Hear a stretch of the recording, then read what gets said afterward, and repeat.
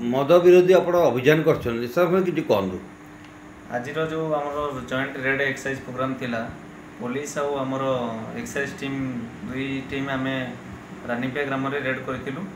जंगल अंचल जहाँकि unclaim case भाव में रुजु होता केस नंबर 132 2024-25 केस रुजु होता जो थी कि 1500 केजी वाश आ250 लिटर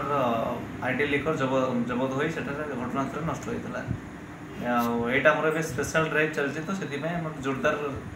अबकारी अधीक्षक निर्देश क्रमे रेड अबे बहुत जोरदार चलती जहाँफल कि चोरा मद व्यवसाय टिके संख्या कमिबार लगी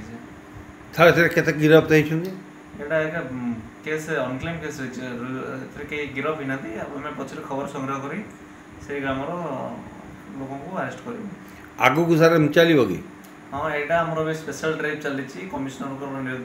कड़ा निर्देश क्रम चलती माने आम जो चिकिटर मद मृत्यु होता चिकिटी मद मृत्युर से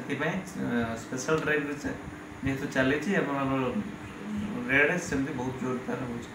राजगांगपुर अबकारी अधिकारी श्री सत्यजित सामल एवं राजगांगपुर पुलिस मिलित अनुकूल्य राजगांगपुर और विभिन्न स्थान में चोरा मद तैयारी और बिक्री करुवा व्यवसायी संबंध में विशेष सूत्र खबर पाई रानीपिया जंगल अंचल में अतर्कित चढ़ाऊ कर 1500 लिटर महुआ वाश 1500 लिटर एफएम वाश एवं 250 लिटर आइडियल जबत करिबारे सक्षम होइथिले। घटनास्थल में प्रस्तुति पर रखा महुली और मद सामग्री नष्ट करा जाइथिबा सूचना देइथिले। चढ़ाऊ समय जंगलर सुजोग नहीं चोरा मद बेपारी घटनास्थल फेरार बारे सक्षम होइथिले। उक्त मामलार ओडिशा एक्साइज केस नंबर 132/24-25 धारा मामला रुजु करा जाई तदंत करा जाउथबा